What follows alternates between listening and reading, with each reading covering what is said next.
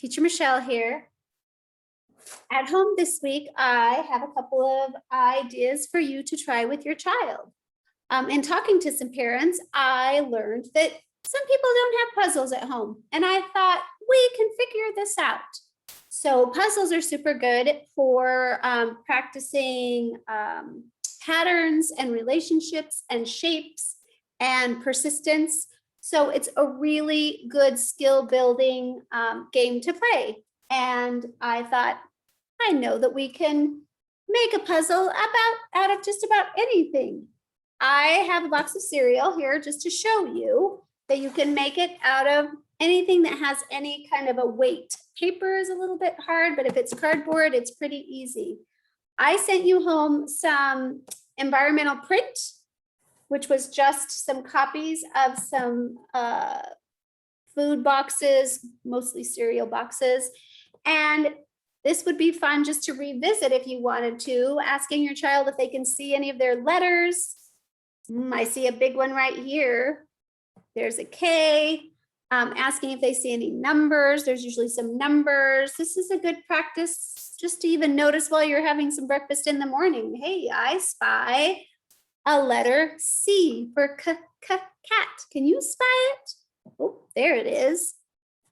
Now, my favorite letter is the letter of my name. So that's the one I always look for. Oh, and there it is. Michelle begins with an M. Michelle. That's magnesium. That must be good for your body. They put it in your cereal. So I just brought this here to show you. You could use the one that I gave you. You could cut this out. It's a little tricky, but you can cut this part out. You can cut this part out too. That one's kind of fun. But once you cut this part out for your child, you can encourage them to draw not very many, depending on the skill of your child. This is going to only be 1, 2, 3, 4, 5, 6 pieces. Most kids probably can do more than that, so they can make some smaller shapes. For our purposes here, I just made a few, but you can encourage them to make the shapes and draw them. I used a permanent marker, but any dark marker or dark pen should work. So once they've created the shapes on the flat part that you've cut out, you can decide whether they are skilled enough at scissor cutting to cut their own out. It's a little tricky, and puzzles do need to fit together pretty well. So you can determine what works for your child. If they need a little support, go ahead and then just cut it out. That's what I did. So I ended up with some pieces. So the first thing we can do is just talk about, what's in this. There's some green, there's some white. Oh, here's the cereal. When I look for the piece that goes next to this, maybe I'm going to look for the one with cereal. Let me see if I have any pieces with cereal in it. Nope, cereal on those. Just words on that one. Oh, here's the cereal. I bet this cereal piece and this cereal piece go next to each other. Let's try it. And voila. Fits together like a puzzle. So I'm going to put it down.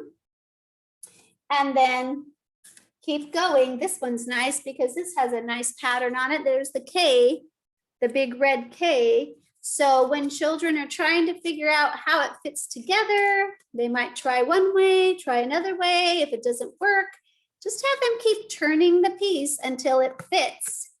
And sometimes it's tricky, but encourage them to not give up and to keep trying, persist until you find just the right way. Does that look right? I think it does, except for I think it's upside down. So I'm going to put it down. It's a little easier.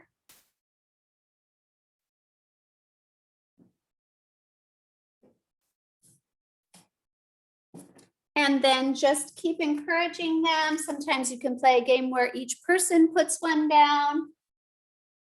You could make this out of almost anything. Notice details of interesting shapes and ask them, well, I wonder where that pointy shape is. And then they can look and find where the pointy shape is.